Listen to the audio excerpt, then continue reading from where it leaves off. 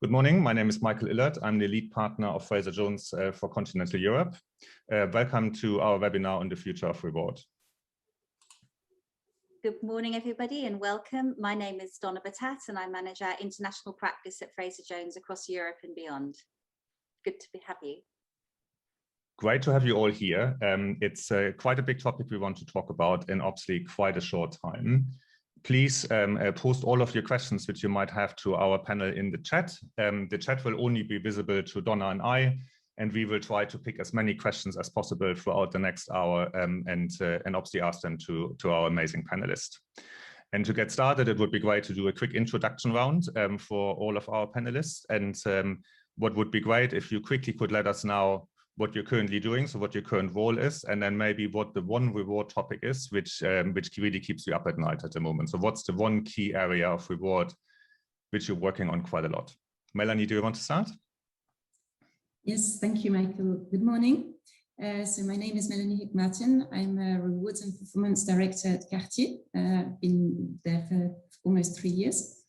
Lots of topics in rewards, as Donna and Michael have said.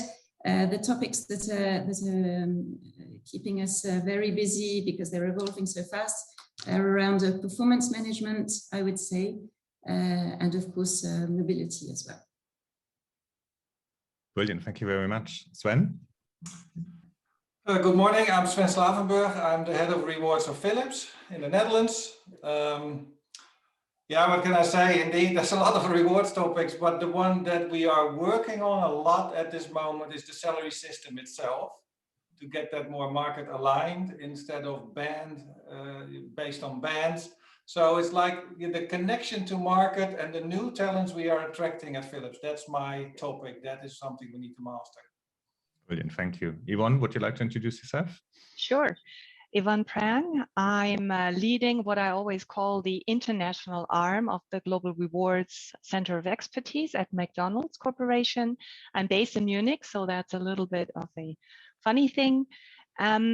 What keeps me up at night currently is global pay equity and a big global project that I'm leading in this space, and just a move to more flexibility at work, and how do we cater to employees' needs and wishes and still maintain corporate culture or company culture. Thank you. And John? Yeah, hi, John Beadle. I'm Global Head of Performance and Reward in Zurich with ABB, although I'm speaking in a personal capacity for these questions. I guess though for ABB, our focus is very much at the moment on the whole area of mental health and well-being, in addition to some of the issues that colleagues have raised so far. Brilliant, thank you very much. Okay, so shall we start straight in with our first question, which is around change in expectations. So Sven, do you already see changes in expectations of current and future employees with regards to reward that you would attribute directly to the pandemic? Well, that's a hard one, because you see a lot of change in the market when it comes to what the pandemic has actually caused, you know, and the way we have worked since the pandemic, being remote, you know. And the question, of course, that we get most is, what is, of course, and the position of Philips when it comes to remote working, but also the position of Philips when it comes to reward levels at remote working, but especially also certain benefits at remote working. Are we, for instance, going to invest more in home offices? And that's typically an expectation that employees may have in some markets, because it's not really the biggest, what I notice on a daily basis, but it's definitely a topic that we have to work on at the moment, because we have to set our new structures for reward to support also the new ways of working that we are actually trying to establish at this moment. So that's, I think, where it goes to when it comes to benefits or so. I'm not sure. I don't hear that much, but I think I'm going to hear it once this new way of working has established. But we need to think about it right now. Okay, okay. So Yvonne, again, changes in expectations of current and future employees. What are you seeing? Well, I would say there's one thing that really sticks out, and that is loyalty right now. Employee loyalty is very vulnerable. I don't know if you see that in the market as well, but a lot of employees are really worried about their futures. They had to deal with salary cuts in some other companies. I'm glad to say not in ours, but really what we see, loyalty is a key theme, a key theme, and really the focus needs to be to treat the employees well, because they will remember how you treated them in a crisis. And there's a positive emotional bond that you can build that goes beyond logic, that goes beyond rationality, loyalty beyond reason, if you do that well. And also if you tie that very well to the return to office and how do you manage that reboarding process, you can really make a change, or you can really make a difference there. But I think we as employers all have to be aware of being complacent and saying, yeah, we done it, and we done it okay. I think we need to go above and beyond employees' expectations to really build that loyalty and trust. Thank you.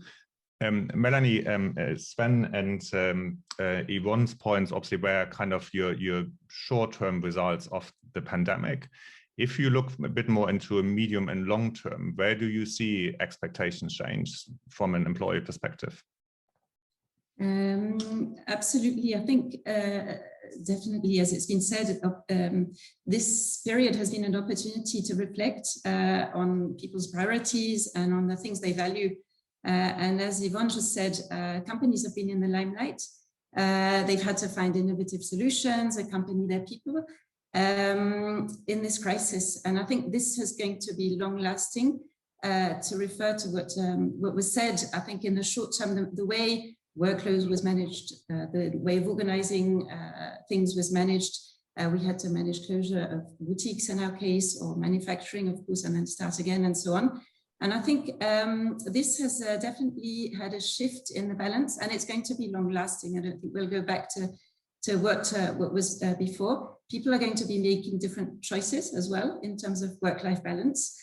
We've seen that some things that were previously maybe not considered actually work. So there were trends that were there, but this has been accelerating in this crisis. And so, for example, we were always in the past talking about flexible benefits, and this is going to become much more of a reality, I think, because we need to find the right balance between individualization and what suits a particular situation to leverage what matters to people, and at the same time build this common frame moving forward. That's what we're seeing. Great, thank you. Sven, where do you see long-term changes? Yeah, especially in the expectation of people that is something we already see now, the expectation to work everywhere.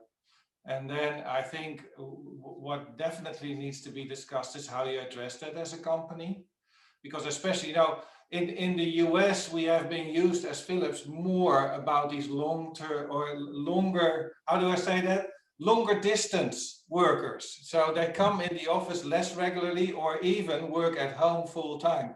Actually, that was in the US the most up to now. And now you see it in more countries. And then we have to also manage a salary system, of course, across the countries in Europe, across the states in the United States. We have multiple offices in the United States. We want to be an equitable company.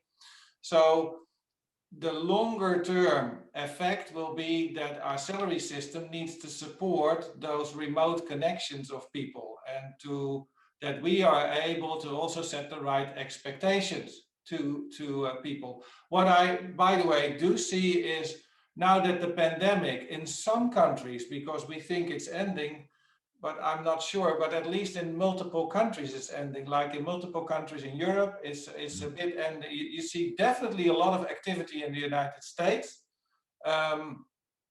So what does that do? You were talking, Donna, about job security. Well, we see the market heating up. We see more talent being attracted from Philips to Philips. We are ourselves a little bit more active. So you also see the economic effects of a pandemic immediately now is that we have had a slowdown period, and now we get a lot, quite some speed in the economy that we have to deal with at the moment. And what I do see in the longer term is that if we as companies start to support more flexible working arrangements, it's also easier to change jobs. You know, you don't have to move. Sometimes we say in Philips, you can just put your plug in another socket and you work at another company, you know, a bit exaggerated, of course, but that is also the new reality. Not only us get flexible as a company, employees also get flexible in their choices they can make towards us as companies. Very good. So an inevitable topic again in the pandemic discussion is, so for John, are you seeing an increased focus on wellness and mental health as a direct consequence of the pandemic? And if so, what trends in particular are you noticing? Yeah, I do, if I may, Donna, just respond to a couple of points that colleagues made, because I think there were some really good ones that resonated with me. The piece around loyalty and folks remembering, which I believe Yvonne, you made, I thought really resonated well with me. In ABB, we had a program whereby 10% of the board and senior leaders' salaries were put aside during the pandemic and has been actively used to support employees, including now in some of the crisis countries. And that kind of thing, one may say it's a gesture, but it lands very well. And folks do remember those things. So that particularly hit for me. I also, Sven, I liked your point around the flexible working piece. I, however, would put a challenge to us, because I think the long term, there is a very distinct possibility that companies will now say, actually, it is far easier to look for talent in low-cost locations because of the degree of flexible working. So I actually, although I agree with you in the short run, in some of the developed markets, there may be hot talent war, I'm not sure in the long run what that means in terms of folks who are in higher cost locations and the migration of jobs elsewhere. But Donna, just to start the discussion on the whole mental health piece, I believe this is the next phase of the pandemic crisis. I think that there is an assumption that everything starts going back to normal, and I think for a number of folks and their families, this is certainly not the case. And we know there are a number of countries where it's not the case, and therefore being able to provide advice and guidance and support, whether it be some form of employee assistance program or whether it be some other program, I think is super important to help employees still through this crisis period. Okay, and Melanie, what are you seeing in terms of this increased focus on wellness and mental health? I can only agree. I can only agree. I think in some ways, the crisis has actually built bonds. The word loyalty is coming back. And we saw that the teams coming together, supporting their ways. Of course, it was remote, but there was a solidarity and a caring that we've seen and that needs to continue, of course, because it's not finished. And we're going to see the effects of this. So it's been very interesting in terms of the culture of the organization. Really teams going out of their way to support each other in ways that were not the traditional ways of working. So we've seen some positive and of course some difficulties and some hurdles along the way. So I can only agree, we're on the way, and we need to continue being very, very caring and making sure that our people get through this period as well and beyond, for sure. Thank you. Perfect. Coming to one of the audience questions which we have received, Yvonne, I think John alluded in that direction already a little bit. Right? Some might argue with more flexible working, the war for talent might become easier because you can access talent which you might not be able to access logistical right now. You could obviously argue the complete opposite, because if you as a business can do this, every other business can do this now as well. And therefore, maybe the war for talent actually becomes more difficult. Where do you stand on this? I would say, and it's not either or, it's and. I would say it depends very much on the kind of jobs you're looking at. Some jobs just have to be in a certain place. Like, for example, in our restaurants, I mean, working virtually there is next to impossible. So this is where we actually need people, right there in a safe and in a protected environment. On the other hand, yes, we are able to source talent, particularly from other locations. But also, interestingly, I read a study recently that Ernst & Young had put on that just came out in May, that 84% of the employees surveyed in that study expect to be working from anywhere by 2030. I mean, 84%,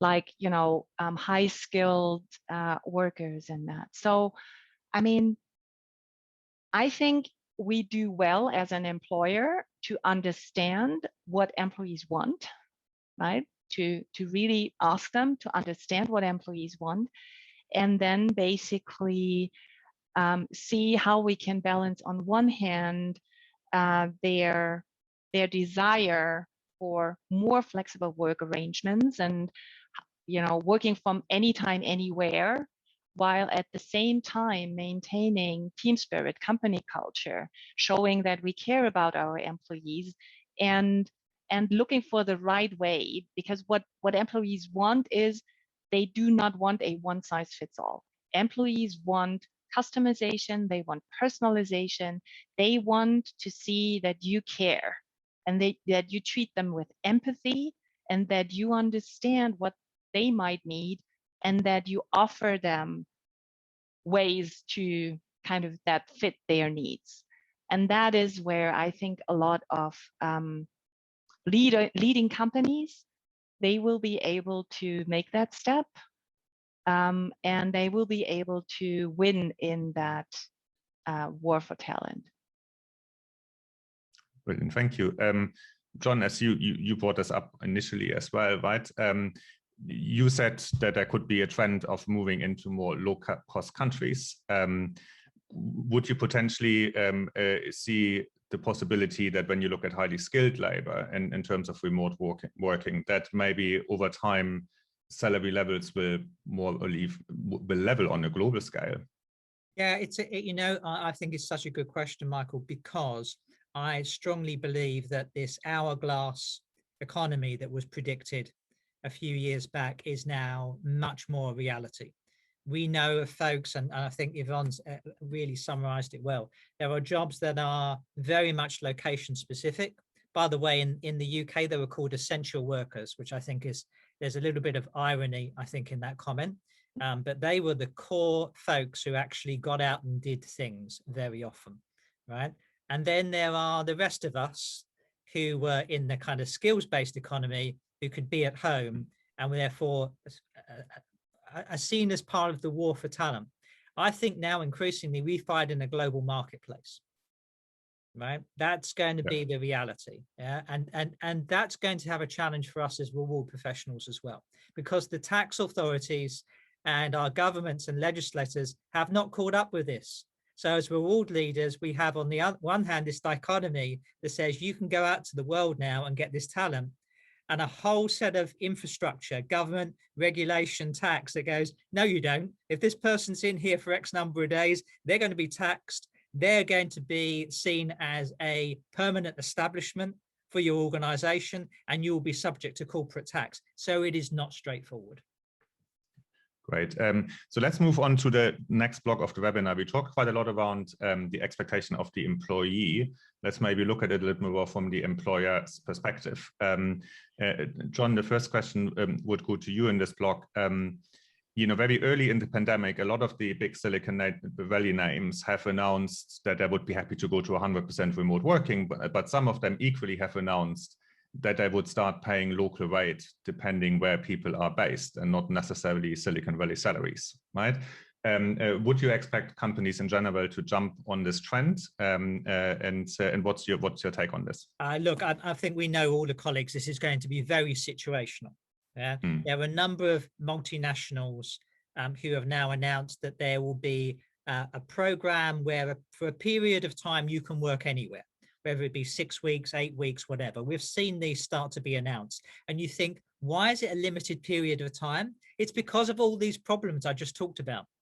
Right? Yeah. Because the moment you go over a certain threshold, you have a cascade of issues in terms of tax and legislation and all those good things. So I think organizations will dip their toe in the water and get used to this idea. Obviously, Silicon IT US-based organizations that think they're only ever going to hire US folks are going to have a certain orientation. But by the way, I don't think that, just as usual, that is in no way representative of how us as major multinational employers are going to have to look at the problem. Yvonne, what's your take on this? Yeah, I would totally agree. I mean,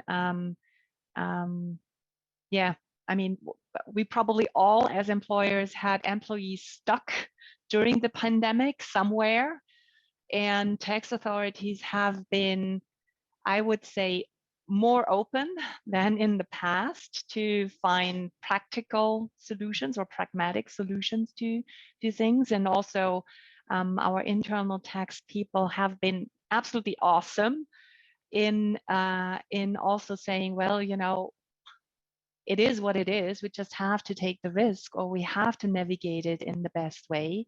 There's not much we can do about it. But there is really this balance between yes, work from almost anywhere, with implications. You know, what does that mean? As to then make, yes, this cascade of issues, of challenges that you really don't want to get into, because you as a company, you need to stay compliant. And it's quite costly to stay compliant.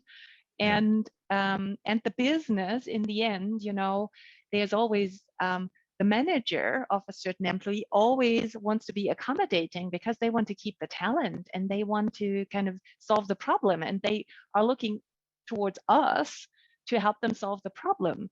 But then when we come up with all those problems that about, you know, shadow payroll or corporate establishment or whatnot, you know, personal tax something, then they are like, oh, okay, and the cost associated with that, then they're like, oh, I didn't know. But do we have to do it in this complicated way? And then the answer very often is yes, we do, if we want to stay compliant. So, you know, there's a like you're between a rock and a hard place, and you just can't. Yeah, you just have to navigate it in the best way you can. Thank you.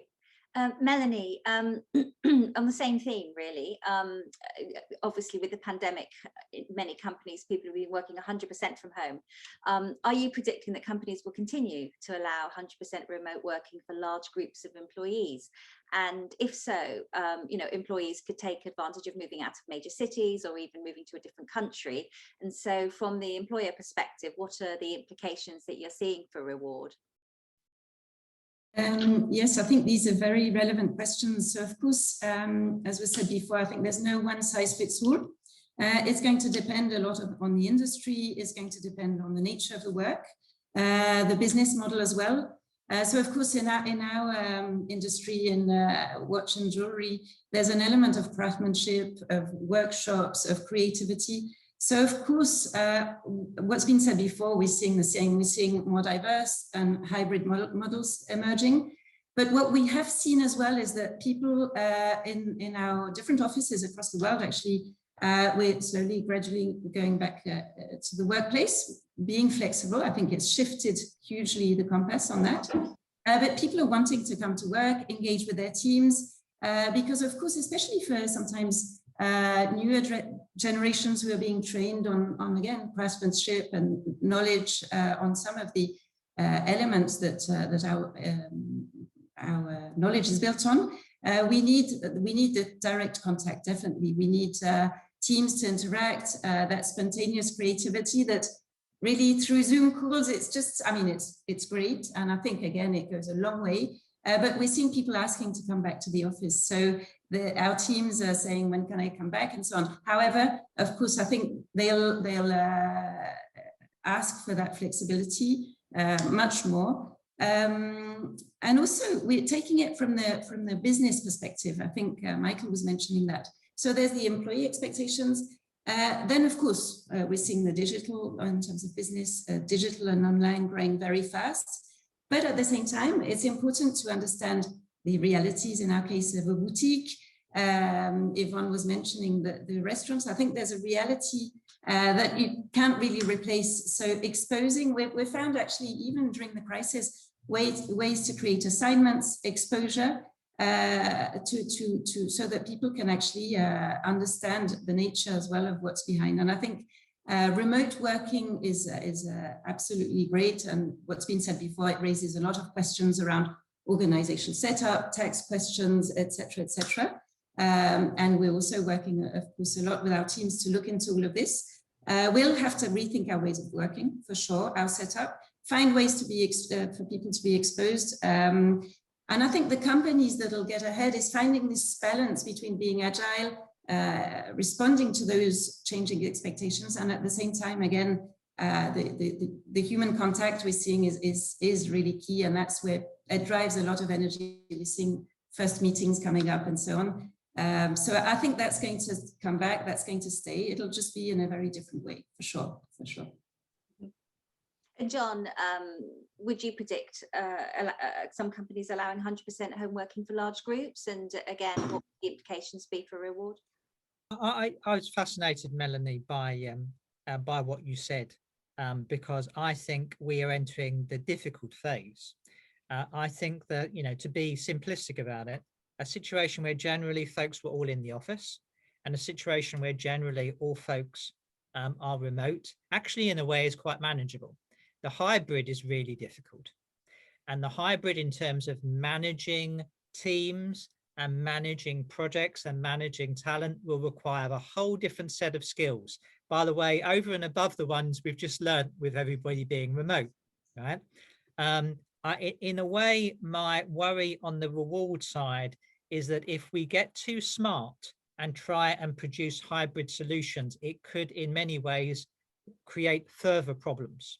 Right, and that, so we need to be super careful. If this hybrid is the new world, we have to be super careful about what provisions we put in place so that we don't tip the balance in the wrong direction. And let me be, I'll give one example and then allow the discussion on. Crude for effect that says, because X is spending most of their time at home, we therefore can reduce their compensation because they have less costs in terms of commuting, etc., etc. Now, I've heard this argument. I believe it's a nonsense, right? But we know some companies will try it, consultants will grab it and try and sell it back to us. And I would say, as we're all professionals, let's resist the stupidity and let's be super pragmatic in terms of the way we support our organizations through this hybrid phase.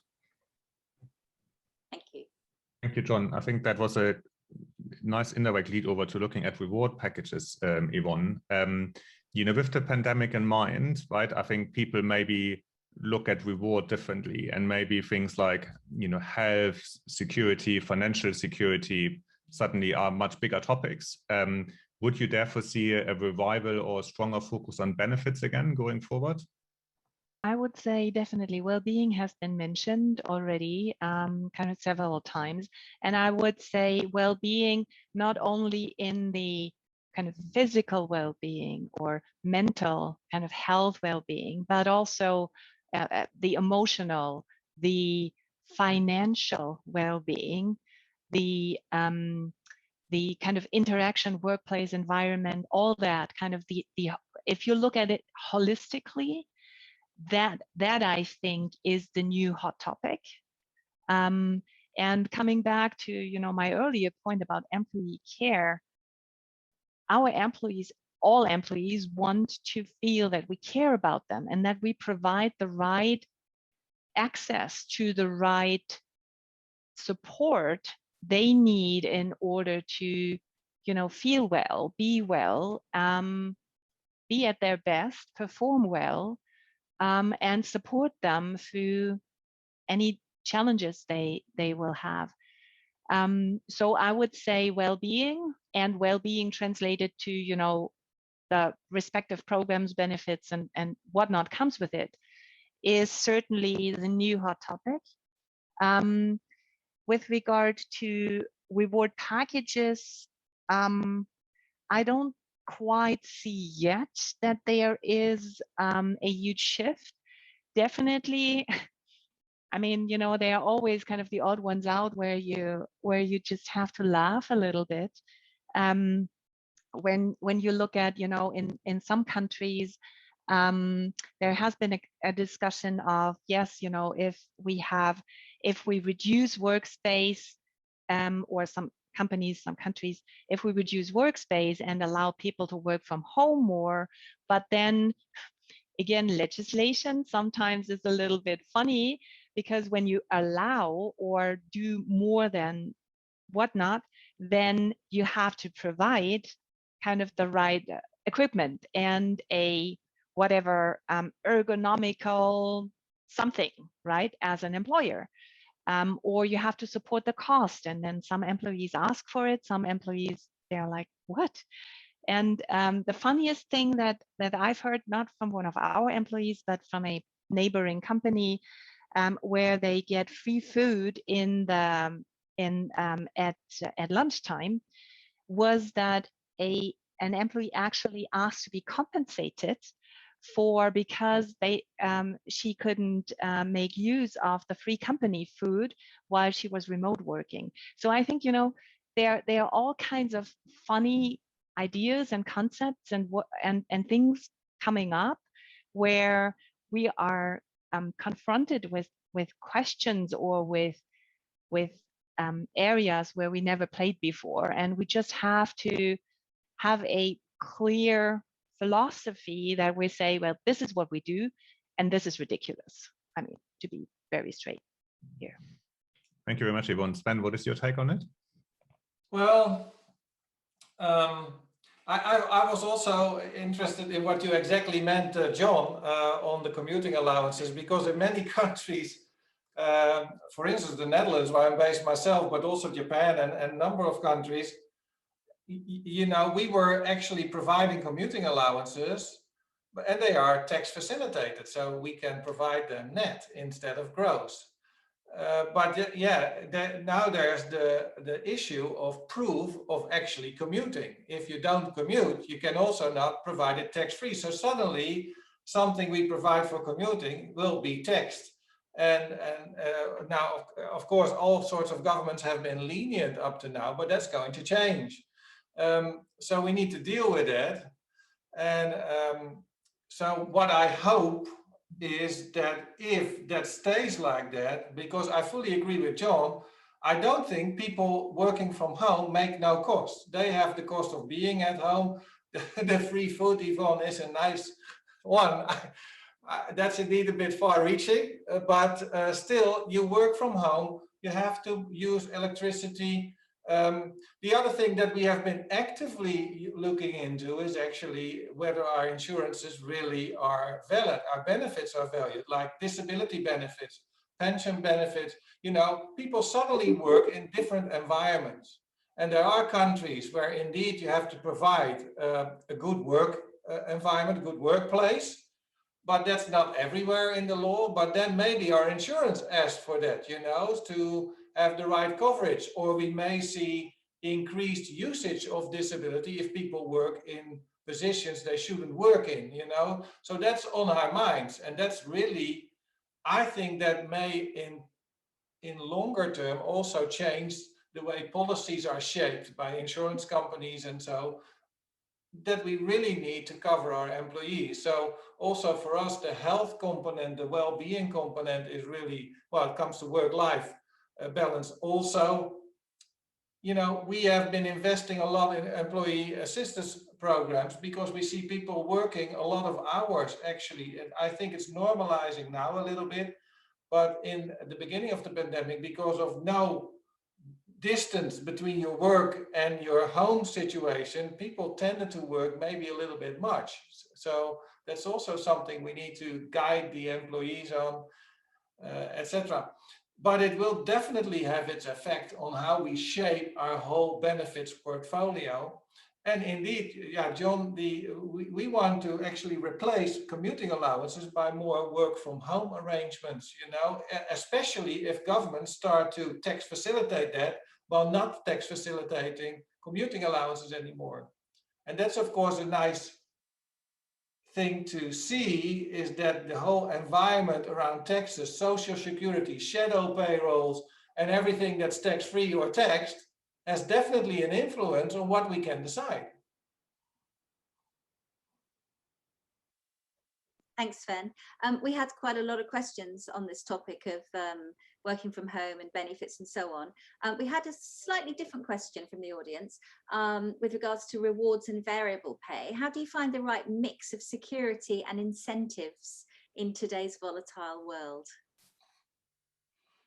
That would go to Sven as well, this question. Yeah. Sorry. Well, the question, of course, is when we start to work differently, does that have an influence on the mix we have between variable and fixed pay?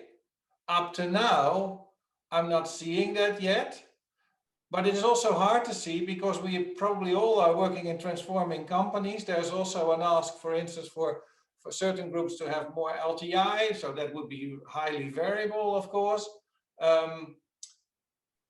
But my question back would be, is the fact that we now work in different circumstances or remotely, is that a driver to think differently on the balance between secured pay or pay at some risk? At this moment, I don't have a real assessment of that. If you ask me immediately, I would say, well, I don't see the immediate point, but maybe some of the panelists can prove me wrong. That could be. So, Melanie. John, you want to say something, I guess. Thank you. No, I think that definitely this was a topic, a very real topic in our industry. Of course, we have a lot of boutiques.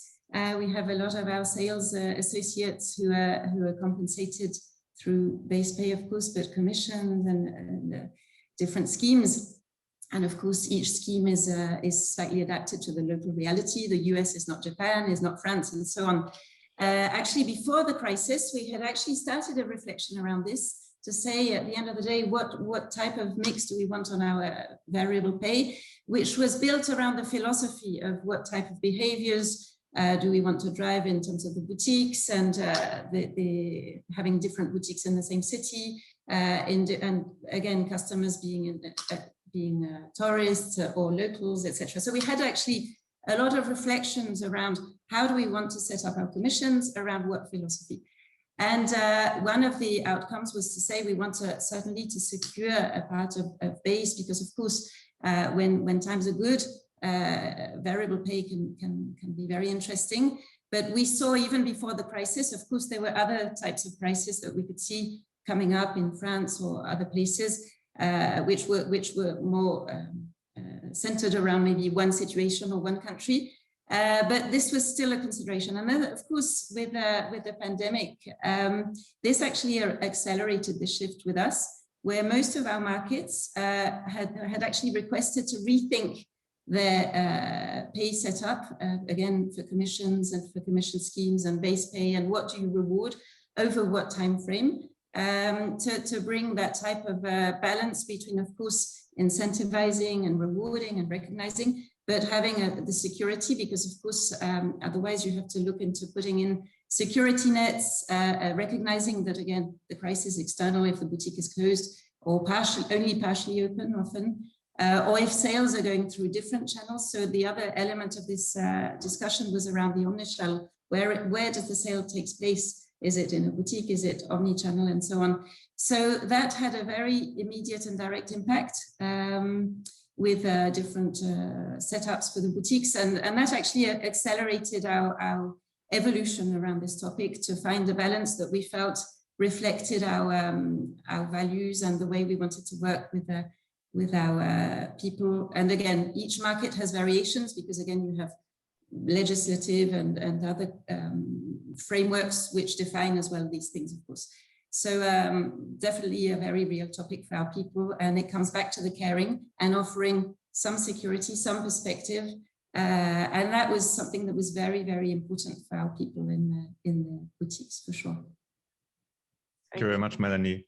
Yvonne, changing the topic slightly, right? When we look at more flexible working and then we reflect on gender equality, gender pay gap, do you think that new ways of working could have a positive impact on the development on gender equality and the gender pay gap?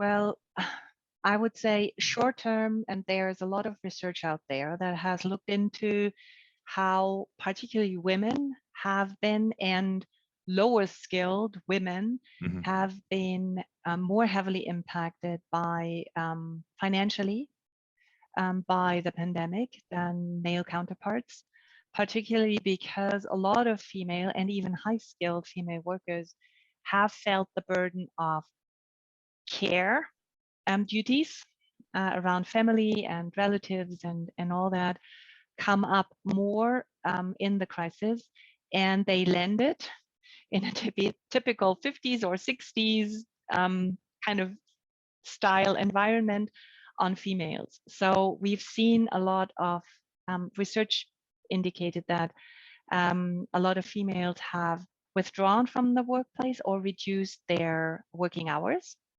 I think there will be basically, you know, when we're getting back to a different normal than before, I definitely think more flexible working arrangements will have a more positive impact on women particularly, or caretakers, you know, whatever that is, or more diverse groups. Yeah, I think definitely it will have a positive impact, and an impact on the gender pay gap. Well, you know, if more skilled females are rising through the ranks to higher positions in the organization, logically the adjusted pay gap goes down, and also the unadjusted pay gap goes down if you compare averages. So as this is one of the topics I could talk about for hours, I'll stop here and I say, yes, I think it will have a positive impact. Thank you. Melanie, what do you think? What do you think? Definitely a topic close to my heart as well. So of course, as we've been saying, our traditional setups have been disrupted and people have had to reorganize themselves with positive and negative impacts, of course.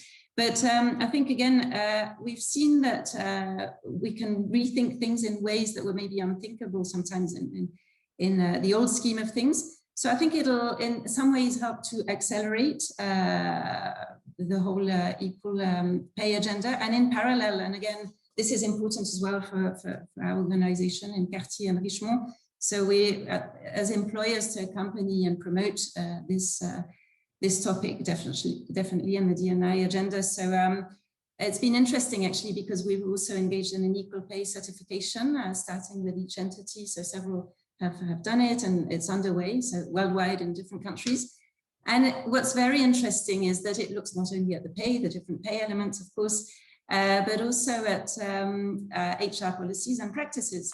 And it enables you to look at things with a fresh eye as well, because to see if there are any ways we can rethink our practice around promotions, around, again, setup of work, flexibility, which actually accompany this So it's really going to be important to be able to accompany things. I think as an employer, things will shift, things will move, but it'll be as well, can go faster if we can work with our markets to develop new policies, update our policies, ensure that there are other things that we can do. So we're being very active actually on working on this at the moment. Do you think more generally, Melanie, that actually closing the pay gap between the lowest and highest paid is a major strategic concern? Do you see that? I see that being able to explain a rewards philosophy as a whole, I think some of the panelists have mentioned the actions that were taken during the crisis or after the crisis. I think people watched all of this, and this says a lot about the philosophy, and I think that's where it's important to be able to explain the rewards philosophy, the difference where there are some, why we reward in a certain way, and certainly again, if there's any gap or any unexplained difference, or as you say, some extremes that we can say we feel we want to look into, it's important to have that dialogue for sure. So, but that's what I see as a general trend in general for companies to be more equipped. I mean, of course, we talk a lot about transparency. For me, it's more about being able to have a conversation on what is the rewards philosophy, why do we make certain choices, and then to be able, of course, to be able to give concrete illustrations of why this works. It needs to be meaningful for people, of course. Otherwise, it remains a very abstract conversation, which maybe is not what our people are expecting so much, more in a tangible sense of having discussions that they feel are meaningful around rewards philosophy, decisions, and so on. Mm-hmm. Melanie, what do you? Sorry, Yvonne. Thank you, Melanie. Yvonne, what do you think? Well, you know, you're referring when you're saying between the lowest paid and the highest paid individual, that's the classical unadjusted pay gap that we're talking about. And that's a very UK view, how things are reported. In other parts of the world, pay gaps are reported differently. And for example, in France, you know, there are specific criteria. And in Switzerland, there's emerging legislation that also looks at it differently.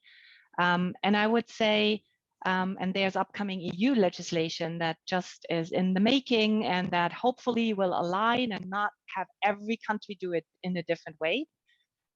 So we are very much focused on the adjusted pay gap, and that is taking into consideration factors such as seniority, such as job level, such as experience, such as, you know, all that, and really comparing apples to apples. I'm quite not a supporter of the, you know, that's the adjusted pay gap. I'm not I'm not a supporter of looking necessarily at the unadjusted pay gap, because it's just a matter of representation. And that is where we need to crack the nut, like bring talented females and capable females up in the organization, and then compare apples to apples and not apples to oranges. That would be my viewpoint. Thank you. Thank you, Yvonne. John, you wanted to comment on this? Yes, Yvonne, I couldn't agree more. It's a mess. It's a mess, right? If you're dealing with it across borders, this whole gender pay legislation, and the sooner we can get a degree of alignment across Europe, at least, a bit ambitious to think it could go further, but at least some alignment around the unadjusted pay gap, I would totally agree with you. I have to say I'm less optimistic than one or two colleagues about the way in which this crisis will impact on gender equity generally.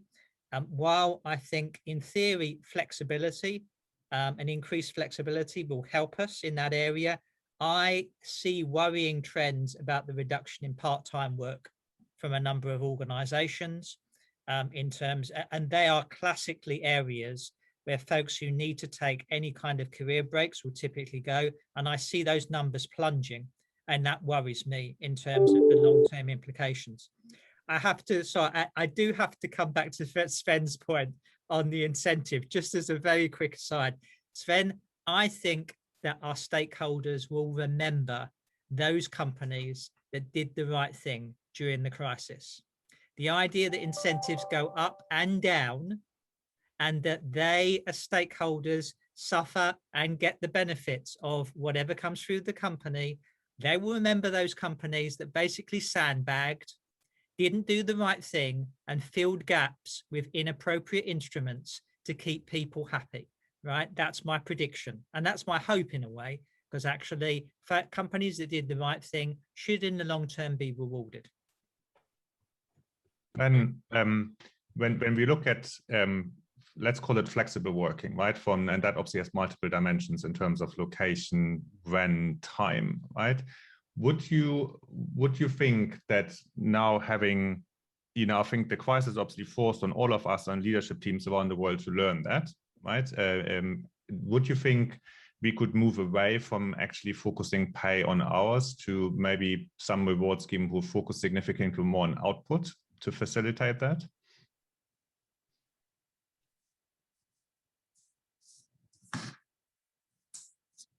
To whom was the question? For you, Sven, sorry. Oh, to me. Ah, yeah, I thought so. Nobody was talking.